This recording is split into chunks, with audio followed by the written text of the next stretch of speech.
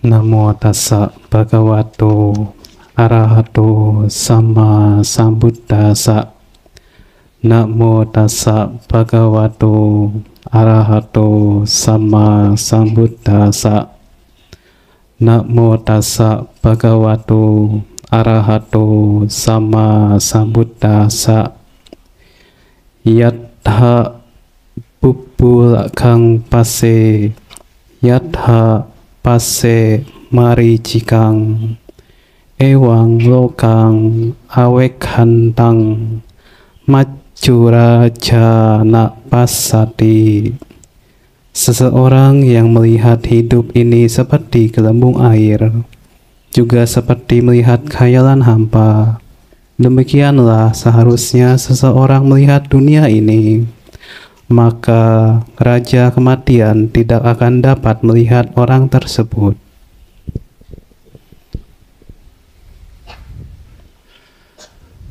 Para ibu bapak, saudara-saudari sedama, selamat pagi. Namo Buddhaya. Namo Buddhaya. Ya, semoga dalam keadaan yang sejahtera. Buddha Nubawena Sotihontu. Ya. Ibu bapak, saudara-saudari sedama, tidak terasa kita sudah melewati tahun baru 2023, ya. Dan pada tahun ini saya berkesempatan perdana untuk menyampaikan sharing dhamma, khotbah dhamma kepada ibu dan bapak serta saudara-saudari sedama yang hari ini datang. Dan semoga dalam keadaan yang sehat, sejahtera, dan berbahagia selalu.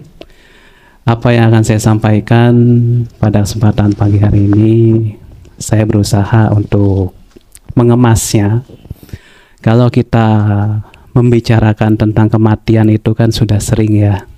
Jadi saya akan berusaha bagaimana cara kita bisa menyikapi kondisi kematian ini dari sebuah berita. Siapa ibu dan bapak yang sudah pernah mendengar tentang istilah godoksa? Ada yang sudah pernah mendengar? Baru ya? Baru pertama kali juga ya? Ya, saya terinspirasi tentang berita ini dari sebuah drama Korea. Emang ibu bapaknya aja yang teman drama Korea, ya? Ya, ibu bapak, saudara-saudari sedama, kalau kita melihat tentang kasus kematian dari tahun 2022, di tahun lalu Indonesia sempat terguncang dengan kematian karena sesar yang aktif di Cianjur. Ya.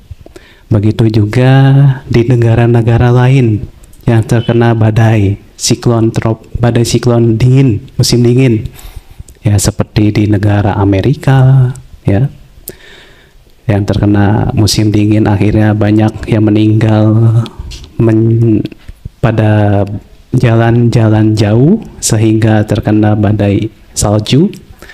Bahkan juga di negara China yang dikatakan tahun ini masih di awal tahun mereka kasus COVID-nya bertambah lagi, ya.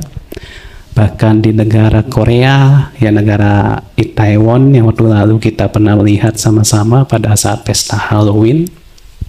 Bahkan kalau dari berita yang saya muat di berita Dhammacakka tentang kasus godoksa ini, fenomena godoksa ini, itu lebih rentan dialami oleh manula. Mereka yang sudah berusia senja. Untungnya, kalau para bante yang udah berusia senja, lebih demen untuk ikut retret meditasi.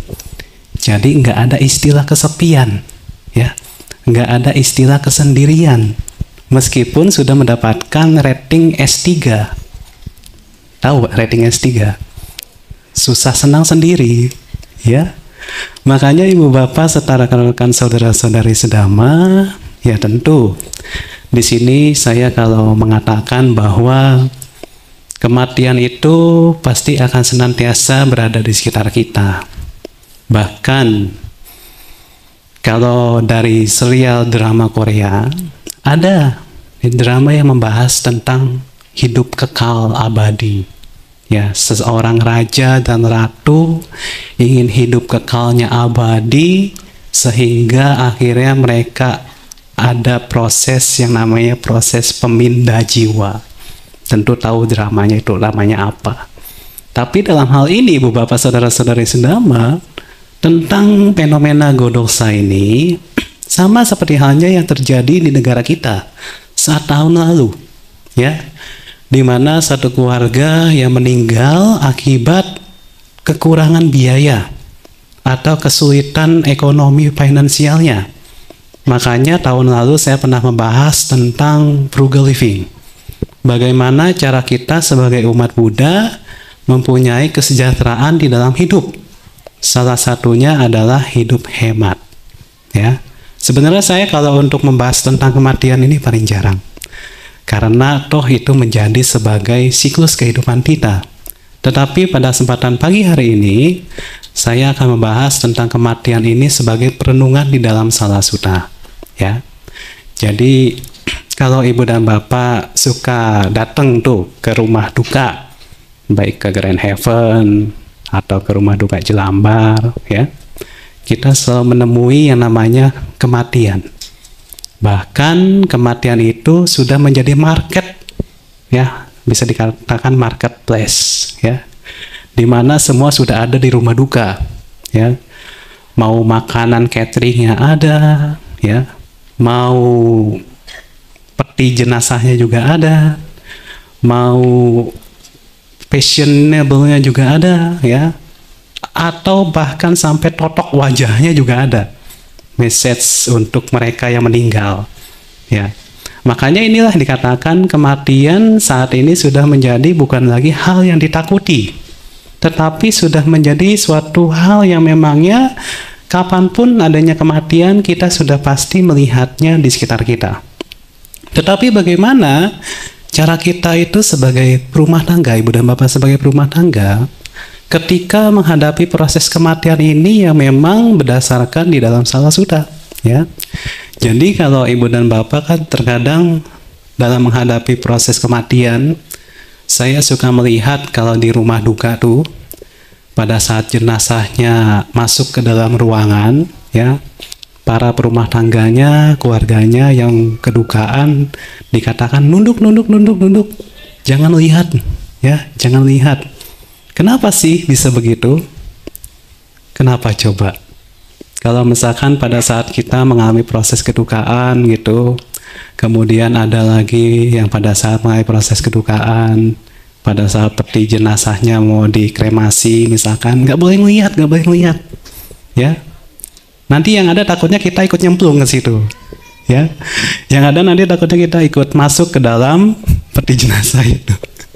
Ya, makanya disinilah dimana kalau Sang Buddha mengatakan bahwa di dalam Sala Sutta kita itu ketika menghadapi proses kematian jangan seperti macan, meraung-raung, nangisnya sampai terlalu berlebihan, ya.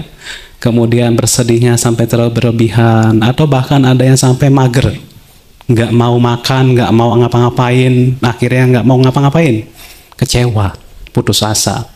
Ya kan kita sudah tahu ya cerita-cerita zaman Sang Buddha seperti kisah Gotami, kisah Patacara yang mengalami proses kematian itu dan akhirnya mereka akhirnya disadarkan oleh khotbah-khotbah Sang Buddha. Makanya di dalam Sala Sutta itu dikatakan kematian itu bagaikan segumpalan kapas yang terkena angin. Ya, kita nggak tahu kemana arah kapas itu akan terbang. Atau bahkan seperti gelembung air, ya. Bahkan kita hidup di muka bumi ini seperti busa, ya. Kita hidup di sebuah pulau, pulau itu seperti busa, ya. Suatu saat nanti akan bergerak, bahkan akan lenyap, ya. Bahkan dikatakan diprediksi di provinsi Jakarta ini sudah di bawah air, ya. Kalau sampai tanggulnya satu tanggul aja misalkan rembes, kita sudah khawatir. Makanya disinilah dimana saya memberikan yang namanya kisi-kisi. Ya, kalau dalam tahun lalu saya mengatakannya mitigasi, ya. Mitigasi atau kisi-kisi untuk kita, bagaimana cara kita untuk senantiasa berani sih. Kalau kita mengatakan, kamu takut mati? Enggak, saya berani mati, ya. Kalau orang yang takut mati, tandanya dia belum tahu surganya di mana, ya. Tapi kalau orang yang sudah berani mati, pasti dia akan senantiasa selalu bahagia, nggak akan ketakutan hidupnya. Makanya kenapa serial drama tuh yang paling sering dicari orang, ya, bukan serial drama yang mati-mati, tapi makhluk lain, ya.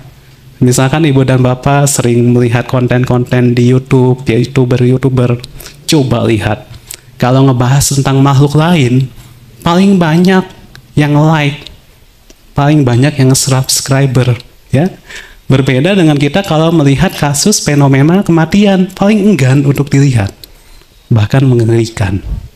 Tetapi kalau misalkan ibu dan bapak yang sudah pernah ke negara Tibet, ya, kematian itu bahkan mayatnya saja tidak dikremasi, tetapi diberikan ke burung nasar, burung pemakan daging, ya. Makanya ada di Wijaya Sutta dikatakan, jasmani kita ini senantiasa mengeluarkan kotoran melalui 9 lubang. Dengan adanya kita menyadari ke-32 anggota tubuh kita yang senantiasa mengalami proses kematian setiap saat, hendaklah kita tidak menjadi orang yang sombong. Selalu menjadi orang yang ramah dan menjadi orang yang mudah senyum, rendah hati, dan tidak mudah menggunjing tentang keadaan orang lain.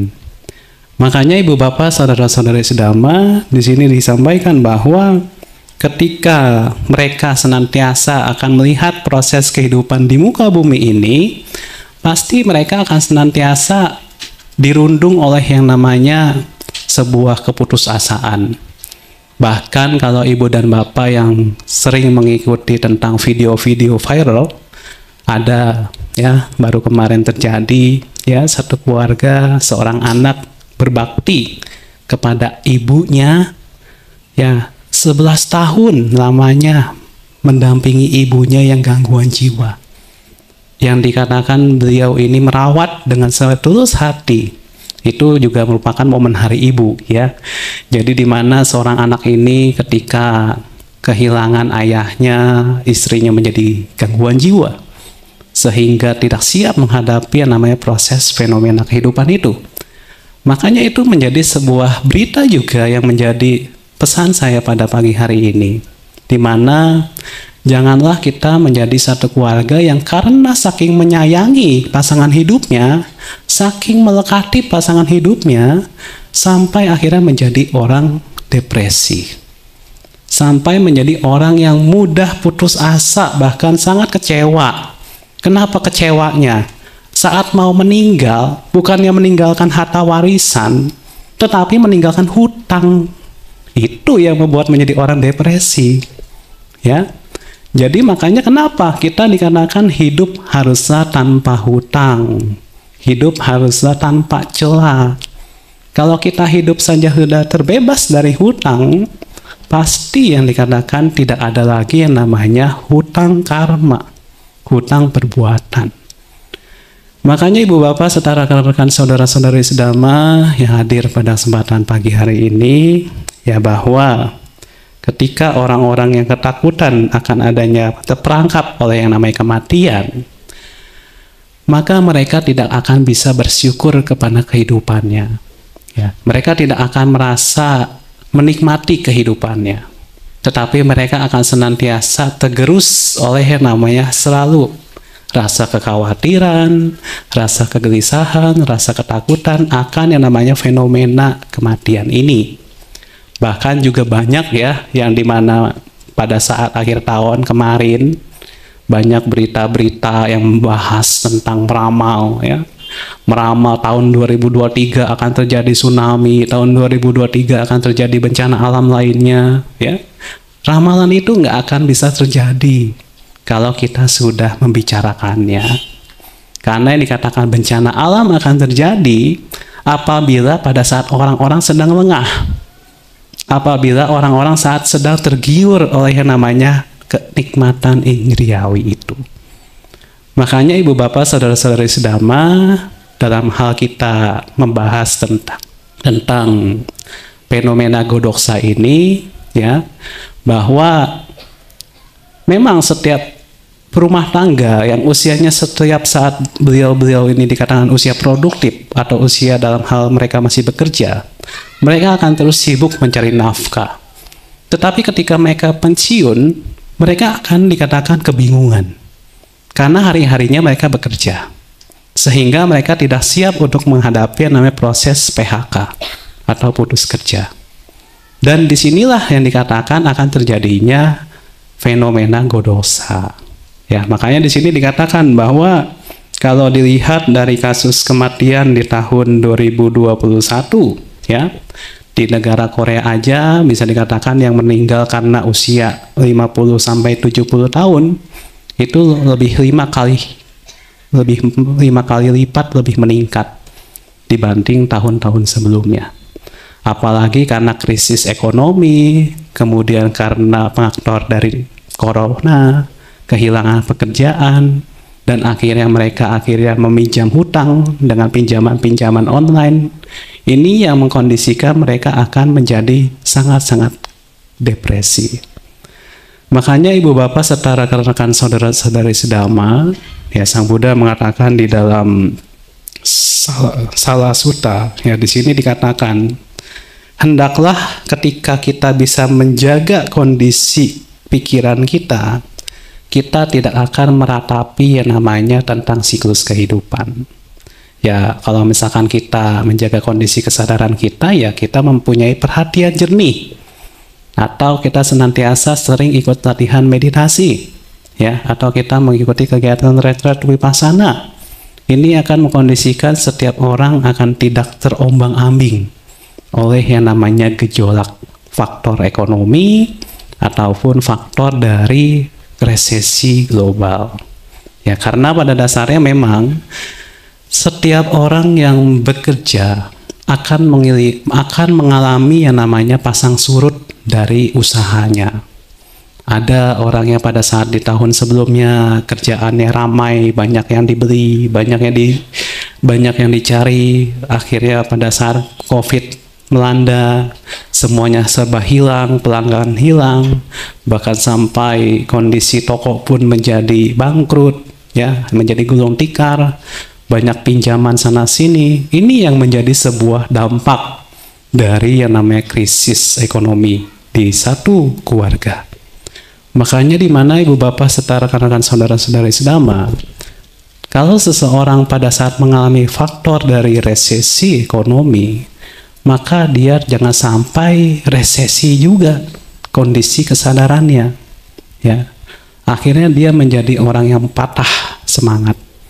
Ya, kalau saya melihat pada saat saya di jalan ke sini, ada di depan sana sedang membersihkan ranting-ranting pohon, membersihkan pohon-pohon yang dipangkas, ya.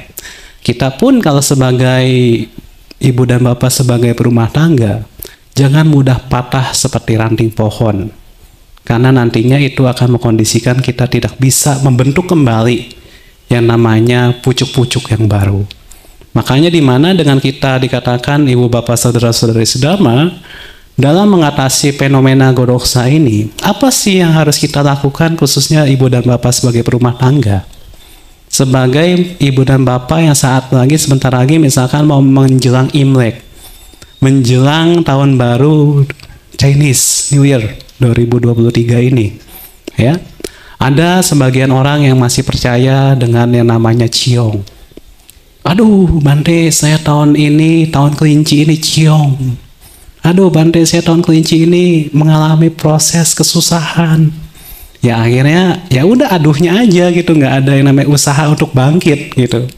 Ya makanya dimana ketika kita pada saat menghadapi proses yang namanya kesusahan, kesulitan dalam hidup kita, ingatlah bahwa akan ada jalan keluarnya jika kita berpikiran yang ke arah yang lebih baik. Kalau kita berpikirannya ke arah yang lebih buruk, ya kita semakin terpuruk, ya.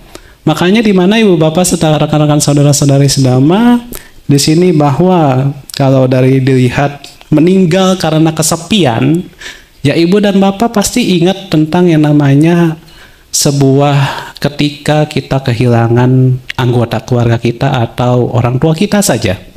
Yang hari-harinya misalkan kita selalu bersama dengan orang tua kita, kemana-mana selalu bersama dengan orang tua kita, bahkan saat sakitnya bersama-sama dengan orang tua kita. Tetapi pada saat ajal menjemput orang tua kita, pasti terkadang kita menjadi sebuah pengalaman yang dimana kesepian itu menjadi sebuah ada di dalam batin kita.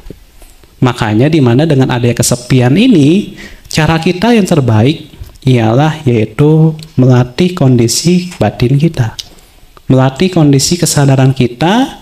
Bahkan kalau di dalam suatu negara ada dikatakan negara yang punya rata-rata usia di atas 100 tahun, mereka senantiasa mengadakan kegiatan-kegiatan rutin yang membuat mereka bahagia. Contoh yaitu sering-seringlah untuk ketemu sesama pasangannya ataupun yang mereka punya rentang usianya yang sama menjadi sebuah perkumpulan, sehingga mereka selain mengadakan kegiatan kebajikan bersama, tetapi mereka misalkan sering jalan-jalan, sering hiking, sering karaokean, sering kemudian kemana-mana bersama. Itu akan mengkondisikan tidak adanya kesepian. Saya yakin kalau umat Buddha senantiasa memiliki yang namanya kekompakan. Ya, ada yang senantiasa pada saat mau menjelang Imlek ini sukanya melepas makhluk hidup, ya.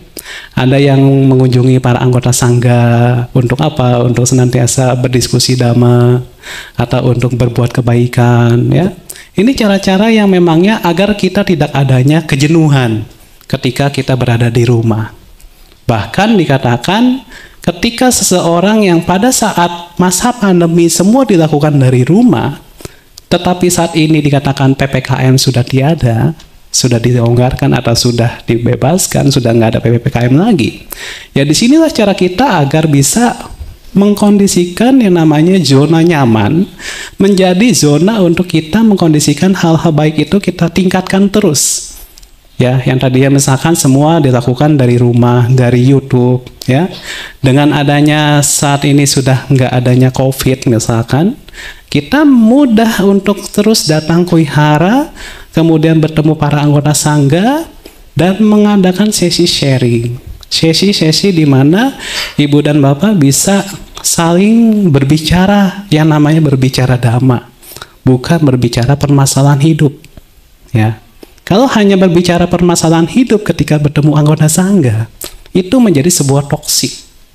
Ya, menjadi sebuah yang namanya racun di dalam kondisi kesadaran kita.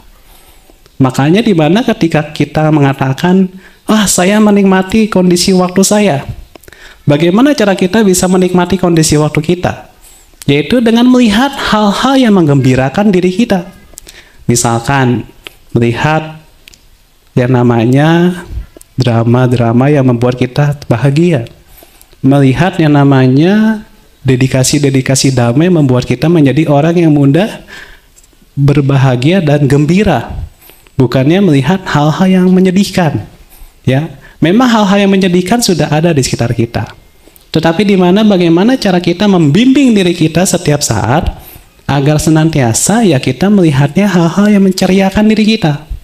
Makanya kita tidak menjadi mudah galau, kita tidak menjadi mudah sedih, kita tidak menjadi mudah sepian, ya.